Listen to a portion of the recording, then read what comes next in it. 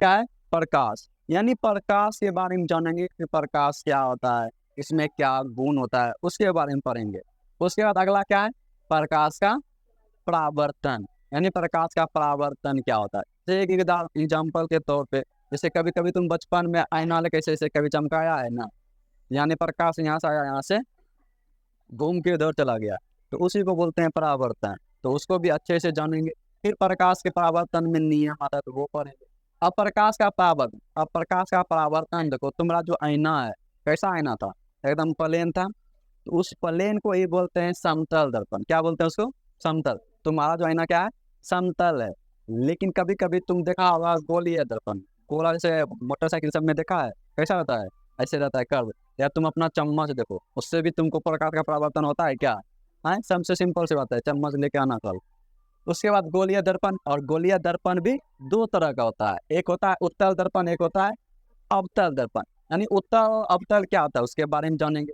उसके बाद उत्तल में क्या क्या पढ़ना होता है, तो उत्तल में हम उसके गुणों के बारे में, यानी उत्तल में क्या गुण है, अवतल में क्या गुण है।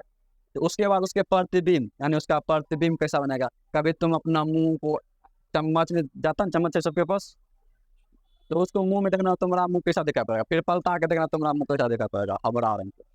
नहीं, तो उस गुणों के बारे में पढ़ेंगे, ऐसा क्यों हुआ।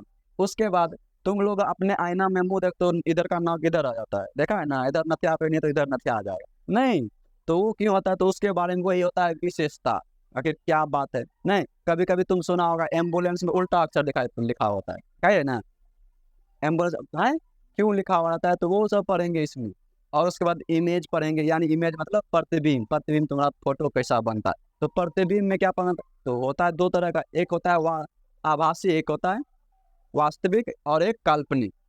तो उसके बाद इसको इसमें पढ़ना है। फिर गोलीय दर्पण में उत्तल दर्पण, अवतल दर्पण के बारे में पढ़ेंगे। और उत्तल दर्पण में क्या क्या पढ़ना होता है, तो उसके गुण के बारे में, और उसका प्रतिबिंब बनना, यानी कहाँ पे प्रतिबिंब कैसा बनेगा। नहीं, चम्मच को दूर लेके जाओ, फिर नजदीक लेके, अपने घर में आज प्रैक्टिस करना, फिर कल आएंगे तो इसको इसको पढ़े करेंगे। तो चम्मच लेना, पहले इसे पलटा देना, हटाते रहना, फिर दूर लेके जाओ, फिर नीचे नजदीक लेके आना, तो देखना उस तुम्हारा फोटो कैसा बन रहा है। ठीक है, ये जाके प्रैक्टिस करना तुम लोग भी। उसके बाद चम्मच को क्या करना, पलटा देना, फिर पलटा करके मुंह इधर लेके जाओ, फिर दूर लेके जाओ, फिर मुंह सामने आ। तो ये बात, दो बात लिख के आना, ठीक है, कॉपी में, कि चम्मच, चम्मच तो सबके पास होगा, उसमें अपना थोतना देखना दिखता है कैसा। तो उसके बाद उसके गुणों के प्रतिबिंब का बनना। उसके बाद उत्तर दर्पण का प्रयोग सीखेंगे। क्या सीखेंगे? प्रयोग सीखेंगे, इसका क्या प्रयोग होता है। दूसरी बात, इसके अवतल दर्पण का भी क्या सीखेंगे, प्रयोग। तो जहां तक बताया गया, तो इसमें ज्यादातर चांस रहता है उत्तल अवतल में अंतर पूछने का, और इसके प्रयोग इंपॉर्टेंट होते हैं, और इसके गुणों को, यानी कहीं ना कहीं गोलीय दर्पण इंपॉर्टेंट है। इससे हो सकता है कभी कभी समतल दर्पण का लिखने के लिए बोलेगा तो 4-5 लाइन का है, आराम से लिखेगा। और उसके बाद यहाँ पे आएगा प्रकाश का परावर्तन। इससे कितने क्वेश्चन बन सकते हैं जरा बताओ। प्रकाश से एक क्वेश्चन, ये से एक क्वेश्चन नहीं नहीं, और प्रकाश के परावर्तन से क्वेश्चन बन सकते हैं, समतल दर्पण से क्वेश्चन बन सकते हैं, गोलीय दर्पण से। और कुछ है इसमें, और इसके उत्तल अवतल दर्पण, यानी एक क्वेश्चन, दो क्वेश्चन, तीन क्वेश्चन, चार क्वेश्चन, पाँच, छः, यानी 6 क्वेश्चन बन सकता है। और 6 ही क्वेश्चन से एक चैप्टर खत्म हो जाता है। इस 6 क्वेश्चन में क्या क्या पढ़ना था, ये अपने आप में अब आगे पढ़ेंगे। तो इसको नोट कर लिया, चलो मिटाओ रे इसको। प्रकाश, अरे, इसको क्या बोलते हैं, light, LIGHT, light. Light means क्या होता है। तो पहले देखो क्या लिखे हैं, प्रकाश। प्रकाश क्या है? प्रकाश एक प्रकार का क्या है, ऊर्जा है, एनर्जी है, जिससे हम किसी भी वस्तु को देख पाते हैं। यानी प्रकाश की वजह से हम किसी वस्तु को देख पाते हैं। अच्छा, जरा यहाँ पे एक क्वेश्चन आता है कि जरा बताओ, हम कैसे देख लेते हैं प्रकाश, कैसे देख लेते हैं हम किसी वस्तु को, कैसे देख पाते हैं। प्रकाश दे दिए तो कैसे देखेंगे, किस तरह से। मान लो कि हम यहाँ पे खड़े हैं, यहाँ पे फोटो में, यहाँ पे प्रकाश है, ये न सूर्य, यहाँ पे कोई भी ऑब्जेक्ट रखा हुआ है, और हम यहाँ पे खड़े हैं, ठीक है। तो बताओ इसमें कैसे देख पाते हैं, वस्तु को कैसे देख पाते हैं, प्रकाश कैसे। ये प्रकाश यहाँ आया होगा, यहाँ तक आ गया होगा, कि प्रकाश यहाँ से पहले यहाँ आया कि यहाँ आ गया, पहले वस्तु पे, यानी प्रकाश क्या हुआ यहाँ पे, प्रकाश पहले किसी वस्तु पे यहाँ पे पड़ा, उसके बाद हमको यहाँ पे दिखाई पड़ा, नहीं मेरे आंखों तक गया। यही बात न कर रहे हो, इसी की वजह से हम क्या करते हैं, वस्तु को देख पाते हैं। यही बात है कि मेरा प्रकाश पहले मेरे आंखों तक आता है, उसके बाद यहाँ पे दिखाई पड़ता है। कोई सोचता है तो प्रकाश कैसे हम वस्तु को देख पाते हैं, या किसी के मन में आया कि यहाँ से यहाँ आया, फिर उसके बाद यहाँ पे आया, किसी भी वस्तु पे सतह पे पड़ता है, उससे टकरा करके हमारे आंखों तक आता है, इसकी वजह से हम किसी भी वस्तु को देख पाते हैं। उसके बाद देखो, प्रकाश एक विद्युत चुंबकीय तरंग है। दूसरा पॉइंट क्या है, प्रकाश एक विद्युत चुंबकीय तरंग है।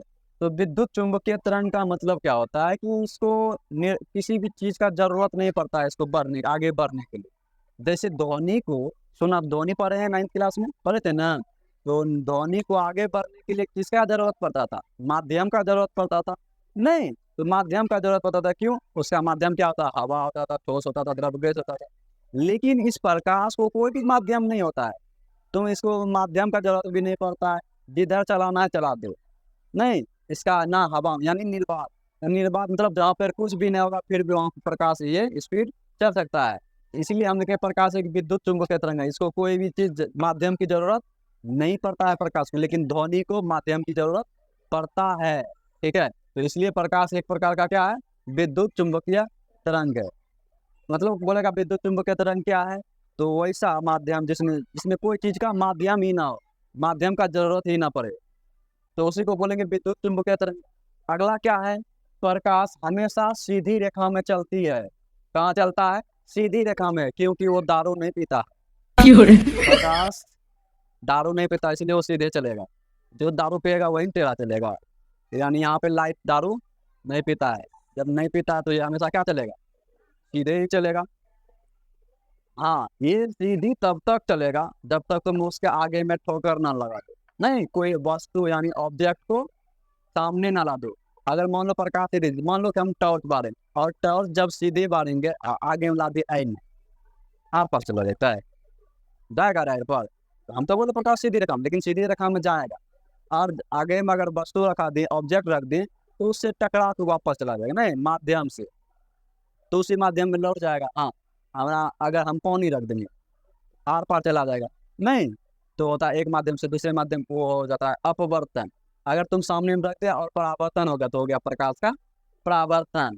यानी प्रकाश हमेशा किस रेखा में चलता है, सीधी रेखा में, क्यों, क्योंकि ये दारू नहीं पीता। अब देखो, प्रकाश का कोई रंग नहीं होता। अच्छा तुम बताओ, जैसे सूर्य बताओ तो कैसा रंग है उसका, कोई रंग ही नहीं है, तुमको कहाँ रंग दिखाई लाल पड़ रहा है, किधर लाल दिखाई, देखो तो यहाँ पे प्रकाश है ना, यहाँ पे भी प्रकाश है, बताओ कोई सा कलर है, ब्लू कहाँ है, उधर ब्लू है, क्या प्रकाश दिखाई पड़ रहा है।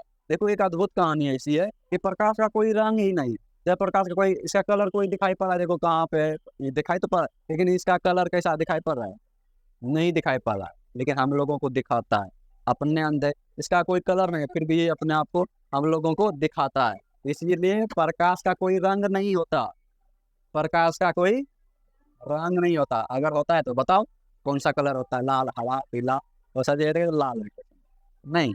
तो इसका वजह बताएंगे आखिर लाल क्यों। जैसे तुम बोलेगा सर सूर्य उदय और सूर्यास्त के समय देखो तो लाल दिखाई पड़े छे, अब 12 बजे इन्हें लाल दिखाई पड़े छे, तो इसका एक वजह है क्यों दिखाई पड़ता है सूर्यास्त और सूर्यास्त उदय के समय लाल क्यों दिखाई पड़ता है।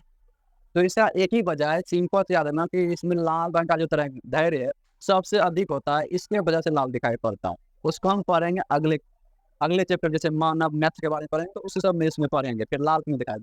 तो प्रकाश का कोई रंग नहीं होता, यह 7 रंगों का मिश्रण है। और ये जो प्रकाश है हम लोगों का सूर्य जो है, इसमें 7 रंग है, क्या वो रंग है, 7 रंग है, और ये 7 रंगों का मिश्रण होता है। जब 7 रंग मिला देगा तो कोई रंग भी नहीं, रंगहीन हो जाए, जिसको बोलते हो सफेद। नहीं, ये सफेद किससे बना होता है, 7 रंग जब मिला होगा तो सफेद कलर होगा। तो चलो काला रंग, अब काला रंग देखते हो ना, हर किसी के पास काला, और सबका फेवरेट है काला। काला का कोई रंग है क्या, वो कोई कलर नहीं है काला, ये अंधेरा है। अगर तुमको अगर फेवरेट रहता तो रात को टॉर्च का है बाता, नहीं हर चीज काला है, नहीं लेकिन ये काला का कोई कलर नहीं है, काला रंग कोई रंग नहीं होता तथा सफेद रंग, देखो यहाँ पे काला रंग कोई रंग नहीं होता, लेकिन सफेद रंग 7 रंगों का मिश्रण से मिलकर बना है। जो सफेद रंग है हम लोगों का वो 7 रंगों से मिलकर बना होता है। इसीलिए तुम लोग देखा होगा छत्ता काला रंग का बनाया जाता है, पता है क्यों? क्यों बनाया जाता है? सफेद रंग का क्यों नहीं का छत्ता? देखा होगा पुराने जमाने, अभी तो डिजाइन वाला आ जाता है, नहीं पुराने जमाने में देखा होगा ज्यादातर काला रंग का ही छाता रहता था। आखिर क्यों? अरे छाता का उपयोग क्यों करते थे? धूप से बचने के लिए, वर्षा के लिए बचने के लिए नहीं। तो धूप से बचने के लिए क्या होता है, जो प्रकाश जब आता है ना तो वो क्या कहता है, काला रंग ऑब्जर्व कर लेता है। ऑब्जर्व मतलब वो अवशोषित कर लेता है और वो उसको रिफ्लेक्ट नहीं करने देता है। इसलिए तुम देखा अगर छाता का होती, छाता जो काला तो वो छुएगा तो गर्म हो जाएगा, लेकिन तुमको गर्मी एहसास नहीं होने देगा, देता है।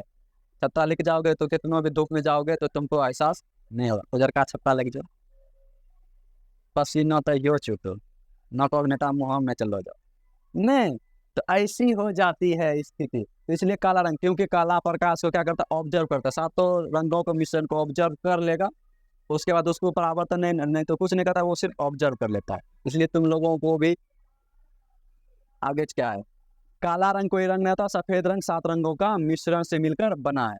अब देखो अगला पॉइंट वही लिखे हैं, सूर्य। सूर्य जो है 7 रंगों से मिलकर बना है। सूर्य कितने रंगों से? तो 7 रंगों से मिलकर बना है। अगला, अलग अलग माध्यम में प्रकाश की चाल अलग अलग होती है। अगला पॉइंट क्या है, अलग अलग माध्यम में प्रकाश की चाल क्या होता है, अलग अलग होता है। जैसे अलग अलग माध्यम क्या हुआ, जैसे निर्वात में प्रकाश की चाल अलग। निर्वात मतलब क्या होता है, जहाँ पे कुछ ना हो।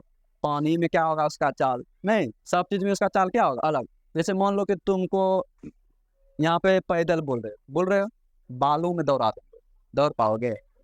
है कीचड़ में दौड़ा देंगे, तो तुम लोगों का भी चाल अलग अलग हो गया, नहीं हो गया है? अलग अलग जगह पे तुम लोगों का भी चाल क्या हो गया, अलग अलग हो गया। उसी तरह ये भी प्रकाश है, तो ये भी अलग अलग माध्यम में प्रकाश का चाल क्या होता है, अलग अलग होता है। ये बात समझ में आया? अगला क्या है, हाँ तो निर्वात में प्रकाश की चाल सबसे अधिक होता है। तो तुम सबसे अधिक कहाँ पे दौड़ सकोगे, एक प्लेन वाले जगह पे, या तुमको ईटा कंकड़ पत्थर फेंक देंगे रास्ते पे, उस पे प्लेन वाले जगह पे जहाँ पे कुछ ना हो, नहीं तो उसी तरह इसको भी जहाँ कुछ नहीं होगा तो वहाँ पे सबसे अधिक दौड़ेगा। उसी तरह निर्वात, निर्वात मतलब जहाँ कुछ ना हो, तो निर्वात में प्रकाश की चाल क्या होता है, सबसे अधिक होता है। तो निर्वात में प्रकाश की चाल क्या होता है, सबसे अधिक होता है। और प्रकाश का चाल ये अपने आप में सबसे तेज दौड़ने वाला है। सबसे अधिक दुनिया में सबसे तेज कौन दौड़ता है, तो लाइट। कौन दौड़ता है, लाइट। यानी प्रकाश की चाल सबसे अधिक होता है पूरे विश्व में, कोई भी स्पीड नाप लो, सबसे अधिक क्या होता है, प्रकाश की चाल। फिर निर्वात में प्रकाश की चाल कितना होता है, नहीं तो निर्वात में प्रकाश की चाल कितना होता है, 3 × 10⁻1 मीटर प्रति सेकेंड। कितना होता है, तो इस वैल्यू को याद रखना। जितना भी वैल्यू यहाँ नीचे में लिखे हुए हैं ये सब इम्पोर्टेंट है, VVI है। निर्वात में प्रकाश की चाल कितना होता है, 3 × 10⁸ मीटर प्रति सेकेंड। अगर इसको किलोमीटर के हिसाब से बदला दिया जाए तो क्या होगा, 3 लाख किलोमीटर प्रति सेकेंड। यानी 1 सेकंड में 3 लाख किलोमीटर दौड़ जाएगा। और 3 लाख किलोमीटर कहाँ चला जाएगा, तो 3 लाख किलोमीटर प्रति सेकेंड। 1 सेकंड में कितना किलोमीटर दूरी तय करता है ये, 3 लाख किलोमीटर। कितना, तो ना नहीं स्क्वायर 64 स्क्वायर कर दें, और दो चलो 1 सेकंड में तो ट्रेन धरें पड़ी गई। हाँ 3 लाख किलोमीटर यहाँ कौन दे जाएगा, 3 लाख किलोमीटर जाएगा। अब तुमको एक आश्चर्यचकित होगा, ये यहाँ पे देखो, ये सूर्य है, इधर चंद्रमा है। इसको यहाँ से यहाँ तक आने में कितना सेकंड लगता है पता है, 1.2 सेकंड। 1 सेकंड से भी, हाँ 1 सेकंड और 1.2 इतना ही सेकंड लगता है इसको, सूर्य को वहां तक पहुंचने में, रोशनी। लेकिन हमको हमारे तक आने में, पृथ्वी तक आने में कितना समय लगता है, नहीं सूर्य वहां उगता है तो हमको मेरे पास रोशनी उसको आने में दौड़ दौड़ के जो आता है कितना, तो कितना दौड़ के आता है, तो लगभग कितना होता है, 8 मिनट 20 सेकंड लग जाता है इसको। थक जाता है ग्राफिक रोशनी देने का स्पीड से दौड़, नहीं यानी सूर्य को पृथ्वी तक रोशनी आने में कितना समय लगता है, 8 मिनट 20 सेकंड। कभी कभी किताब में लिखा रहेगा 8 मिनट 15 सेकंड, यानी 15 से 20 याद रखना, 8 मिनट 20 सेकंड लगता है, लेकिन सूर्य को चंद्रमा तक जाने में कितना समय लगता है? 1.2 सेकंड, मात्र एक ही सेकंड में फुर आ जाता है और चला जाता है। नहीं, यहाँ तक समझ में आया? निर्वात में प्रकाश की चाल कितना होता है? 3 × 10⁸ मीटर प्रति सेकंड। ऑप्शन में गलत गलत देगा, यहाँ किलोमीटर रहेगा तो गलत, यहाँ पे मीटर प्रति सेकंड, या तो रहेगा 3 लाख किलोमीटर प्रति सेकंड, या कैसे रहेगा बता देते हैं, 3 × 10⁵ किलोमीटर प्रति सेकंड। अगर इस तरह से भी रहे तो समझना वही है। उसके बाद निर्वात में प्रकाश चाल, उसके बाद पानी में, जैसे पानी में टॉर्च बारे में किसने कितना चाल होगा तो याद रखना, पानी में उसका प्रकाश का चाल होता है 2.25 × 10⁸ मीटर प्रति सेकंड होती है। उसके बाद कांच में, तो कांच में प्रकाश, जैसे गिलास होता है तो गिलास में प्रकाश की चाल कितना होता है? तो 2 × 10⁸ मीटर प्रति सेकंड, यानी 2 लाख किलोमीटर प्रति सेकंड, यानी एक सेकंड में 2 लाख किलोमीटर। तो सबसे ज़्यादा स्पीड कहाँ पे चलता है प्रकाश? निर्वात में। निर्वात में प्रकाश की चाल सबसे अधिक होता है। क्या यहाँ तक समझ में आया? याद रह जाएगा, एक बार 2 बार पढ़ेगा तो सब याद रह जाएगा। और इससे ऑब्जेक्टिव टाइप का क्वेश्चन ही पूछता है, तो ऑब्जेक्टिव टाइप के क्वेश्चन से हिसाब से इसको याद करना है। प्रकाश एक प्रकार की क्या है? ऊर्जा। जब हाँ कभी अगर पूछेगा डिफिनेशन, अगर डिफिनेशन पूछेगा तो यहाँ पे ये वाला लिखना डिफिनेशन में। तो बोलेगा प्रकाश क्या है तो लिखना प्रकाश एक प्रकार की ऊर्जा जिससे हम किसी वस्तु को देख पाते हैं। और ये सब पॉइंट लिख लेना, जितना याद आएगा सब लिख दो, नहीं तो जितना याद रहे सब लिख देंगे। हाँ, ऑब्जेक्टिव में इस तरह का क्वेश्चन आएगा और ये जरूरत पड़ेगा, ये तीनों वैल्यू याद रखना, ठीक है। आने वाले समय में प्रकाश का अपवर्तन जब पढ़ेंगे तो ये वैल्यू बार बार तुमको आएगा अपवर्तनांक निकालने के लिए। और सूर्य 7 रंगों का मिलकर, ये तो याद ही रहेगा सबको, अलग अलग माध्यम प्रकाश चाल अलग है, ये भी याद रहेगा, इसलिए को नहीं पूछता है। काला रंग का कोई रंग नहीं होता है, सफेद रंग 7 रंगों के मिलकर बना है। प्रकाश का कोई रंग नहीं है, यह 7 रंगों का मिश्रण है। प्रकाश हमेशा सीधी रेखा में चलता है, बस ये 1 2 3 और नीचे वाला 3, बस यही 3-6 चीज याद रखना प्रकाश में। और इसमें कुछ बचा है लिखाने के लिए, इसको नोट कर लिया। पहला क्या है? सूर्य की रोशनी पृथ्वी तक आने में 8 मिनट 20 सेकंड लगता है। नहीं, सूर्य का रोशनी पृथ्वी तक आने में कितना समय लगता है? 8 मिनट 20 सेकंड। अगली बात है, सूर्य की रोशनी चंद्रमा तक आने में कितना? 1.28 सेकंड। नहीं, उसके बाद देखो सर्वप्रथम प्रकाश वेग, जैसे प्रकाश का चाल कितना होता है? 3 × 10⁸ मीटर प्रति सेकंड। तो किसने पहले मापा? नहीं, क्वेश्चन तो ये है सबसे पहले किसने मापा, तो याद रखना, तो सबसे पहले रोमर। इसने रोमर ने 1678 ईस्वी में मापा था। कब? 1678 ईस्वी में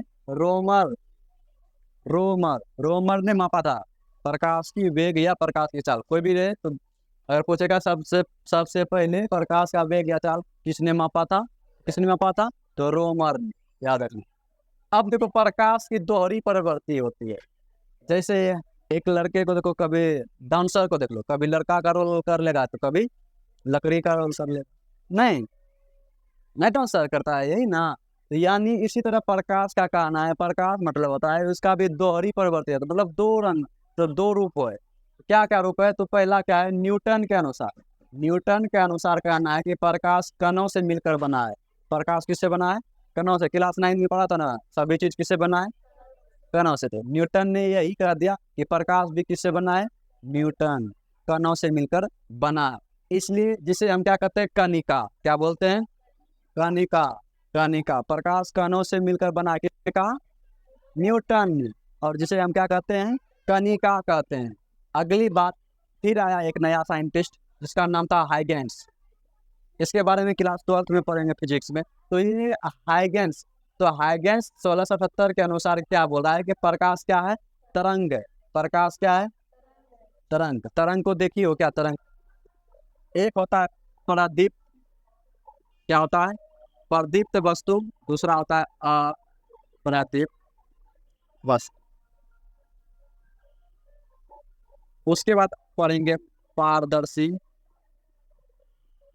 अपारदर्शी, पारभासी। अब इस 2-5 टॉपिक है, इसको तुम अपने से लिख, सुनो और अपने से लिख के आना, ठीक है? क्या होता है ये सब?